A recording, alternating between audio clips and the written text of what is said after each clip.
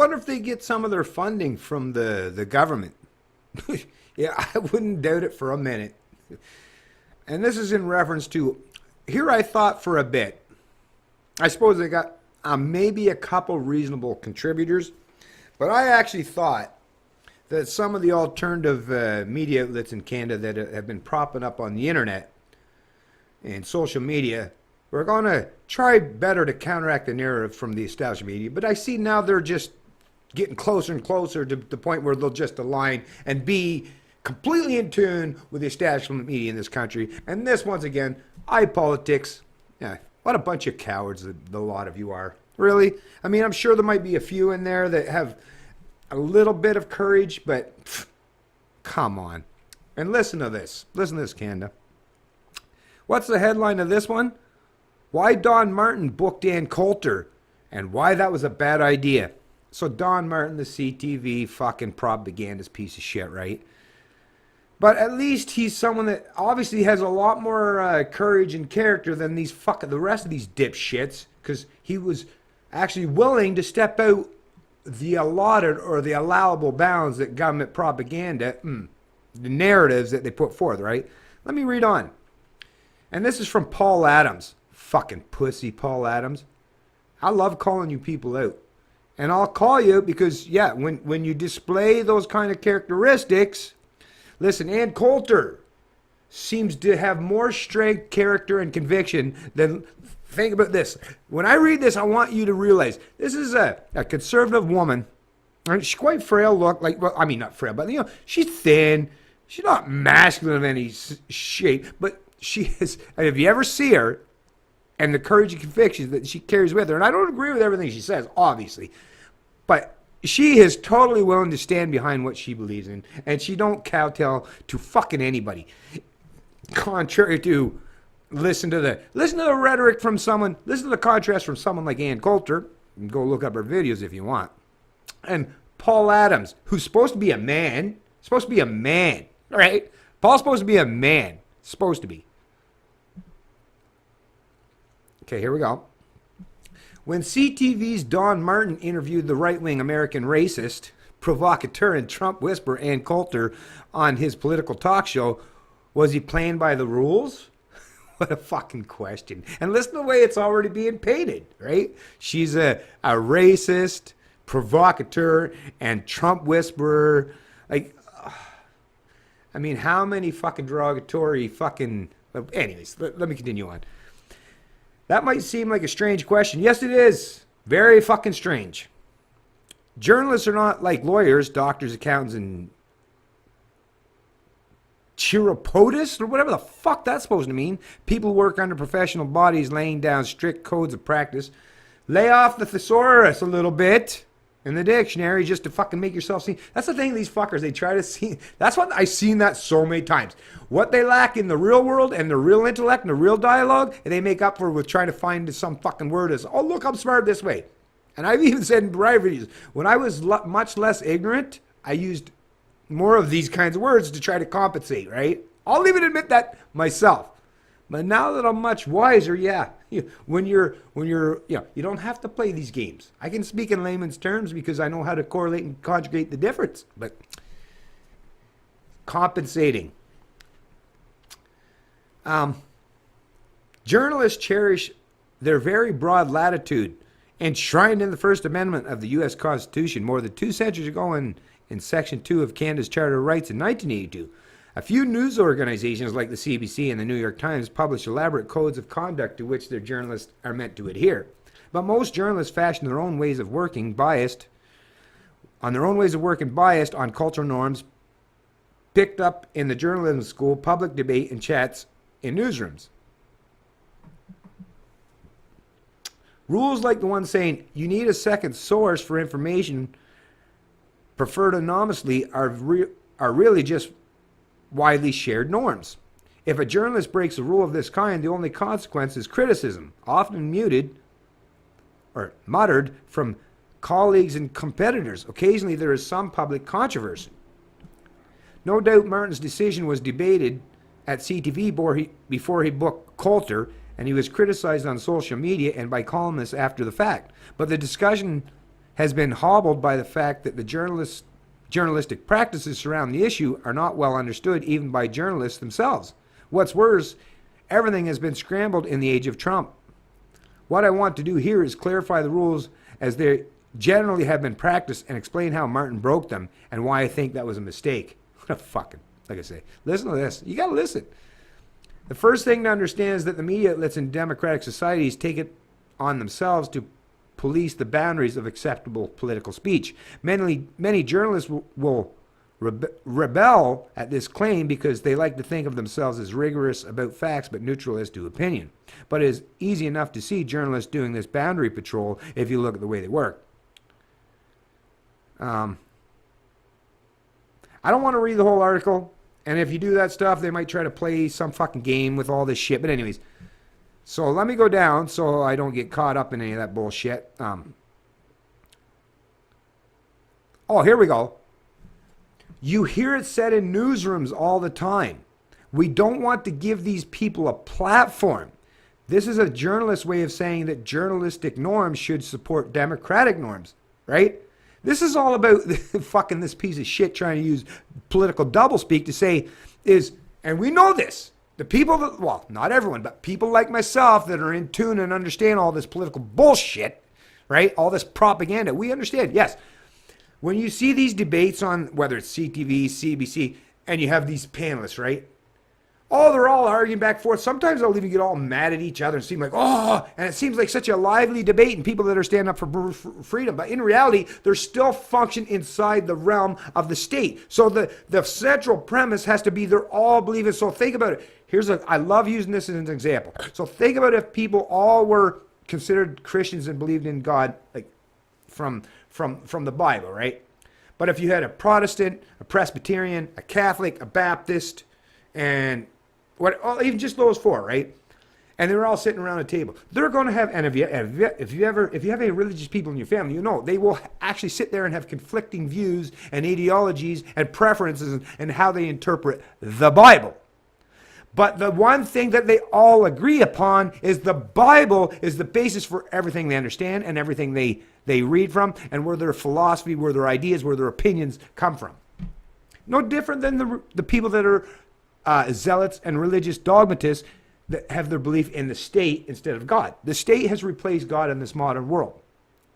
And when they're sitting there arguing and debating each other on the stage, which I call, it's a political stage, right? The only thing they're missing is the pulpit and the Bible that they're pounding the fist on. Instead, they sit at a desk with screens in the background. But basically the same concept, except they're all arguing different narratives, different sides, different denominations, but they all believe in the religion of statism. That is the most important thing you need to be able to take away from this kind of bullshit, because that's what they're talking about.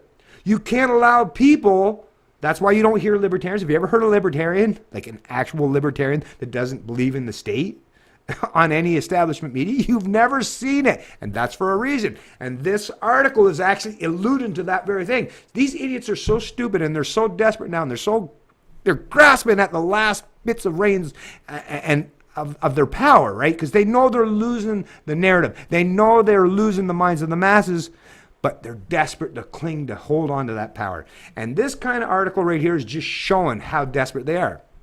But hang on. I hear you screaming now. What about Trump? Didn't the media lavish attention on him precisely because he expressed racist views and embodied misogyny? And wasn't his candidacy a gravy train for cable news that keeps chugging merely along as President Trump takes us all to hell in a handbasket? But Trump is running to be one of the religious zealots. See, this is the thing. See, this is just perfect example once again. But he knows he has to fit within a certain collectivists and their ideologies, and there are certain subpar sectors in that particular religion and their denominations. They're hilarious, right? I love it. True enough, but there is an element of the Trump coverage relating to the rules, quotations, as I am calling them, that is also poorly understood. From time to time, someone who is clearly inside the boundary of our democracy, right? So in the faith, right? You have to at least practice the religion of the faith. You have to at least be, Protestant, whatever, or Presbyterian, Baptist, or Republican, Democrat, Canada, Liberal, New Democratic Party, Conservative, right? PC. It's so fun. Anyways, true enough. Oh, okay. Let me go down a little bit more here. From time to time, someone who's clearly inside the boundary. Inside the boundary of our democracy, an elected politician, for example, says,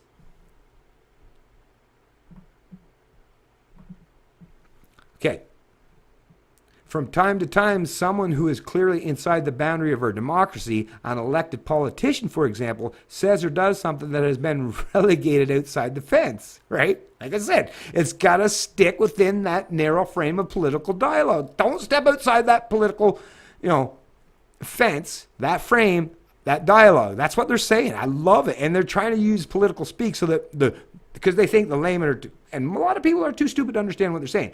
I'm not. That's why I'm trying to help people out. Don't get mad at me because of the way I present my information, right? I'm just trying to help people out. When that happens, the media pounces, publicizes the statement of action as a gaffe, then lets nature take its savage course, right? So yeah, you got to attack anyone that steps outside the bounds of your religious ideology, just like I've seen in many religious dogmatists, people that come from that kind of background. Yes, they will attack anyone that steps outside that bounds, right? I'm not going to get into, he's talking about this congressman or whatever, Todd Atkin, but let me get down to more appropriate portions here. Here we go.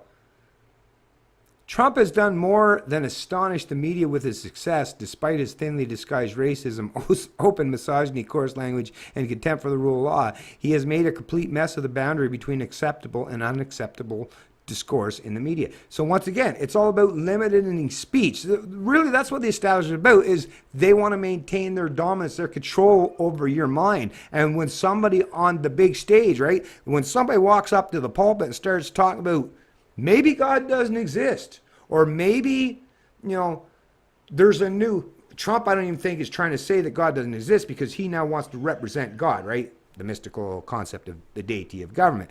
So even Trump, but what they're saying is Trump saying, I'm not Catholic, I'm not Baptist, I'm not Protestant, I'm not even whatever, any of these Protestant, right?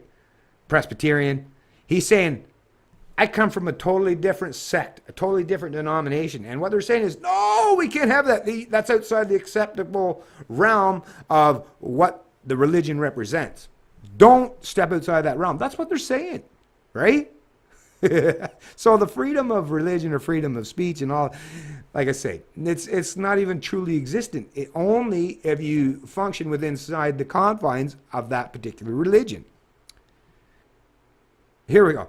What no one else does, not even Fox, they're saying, well, for the most part, is bring on Ann Coulter. Even though, in brackets, my friend Keith Bogue suggests in this piece last fall, she appears to have been influential on Trump's thinking about Mexican immigration. Even Trump and his advisors keep their distance from someone capable of saying things like this. There's a cultural acceptance of child rape in Latino culture that doesn't exist in even the most dysfunctional American ghettos. When it comes to child rape, the whole family gets owned or involved. So it was something that Ann Coulter must have said that was provocative. But when these people, just like with Milo, when they say these things in a provocative way, it's only to get you to go and see what they're talking about. A lot of times when they're talking about these things, it might not be as sensationalized as they present it, but it's to make you want to look and learn, right? That's what they're doing. It's the shock and awe value. And like I say, political propagandists, those that function in the state, don't want you to want to be inquisitive and to learn outside of what they tell you. That's really what it comes down to. So actually, yeah, I'm not going to continue to read on this anymore. As per usual, I'll put a link to this article in the description of my video so you can read it and you'll see it. Just read the whole thing, sit back, don't have any obstructions or anything that's happened. Just read the whole thing and you'll see, yeah. You'll come to terms and understand exactly what I'm saying. It's They're saying you got to stay inside the political dialogue that keeps maintaining the legitimacy of the particular faith, of the particular religion. You don't want people to step outside the faith, is what they're saying. Because that's very dangerous. Because if people are allowed to think for themselves and have critical minds that don't align with the dialogue that they're presented with by their central planning overlords, that's a very dangerous thing. And it is. It's very, very dangerous. These people are smart in trying to, they're stupid in some ways, but they're smart in raising the red flag because they know how detrimental it is once people step outside that realm, step outside the boundaries of allowable political dialogue. And they're fighting back. And when they constantly putting all these articles out, presenting this kind of narrative, I think it's great because I can just point out, look, all the stuff I told you people for so long in the, 270, 280 videos before, look, all the proof, all the truth, they're proving me right continuously. It's time for the rest of the Canadians, and I need your help. I need you to show them these things. I need you, don't even if it's not a matter of necessarily showing my videos, show these articles. Articulate a proper message to them and show them, and make sure you have all your bases covered so there's no way that they can undermine or deny the reality of what you say. That's the key here. And if you want to start, the biggest thing we can do now is look to those people that are practicing or promoting the religion of state and hold them to account. Challenge them. And if they're unwilling to even come close to align with you so that they're not using the power or force of mysticism of government against you, then yeah, do what you would do, just like if someone was using, because they're using violence, just not in the here and now. They're using it, they're using a third party for the violence that they want used towards you. But just recognize that just like if you had someone in your family or a friend or a neighbor that was, hiring someone to come to beat you up, right? Or to steal from you, treat them in the same manner, because that's really what they are. Treat these people as the enemies of freedom, of the enemies of liberty that they really are. Stop allowing them go along to get along. I know it's nice, and Canadians, we're very nice people for the most part, and we just want to, but look at the era we live in. We can't keep this stuff going for much longer because it's being shown to have a massive detriment to ourselves, society, and the future of our very countries. G'day, Libertarian, and I love liberty.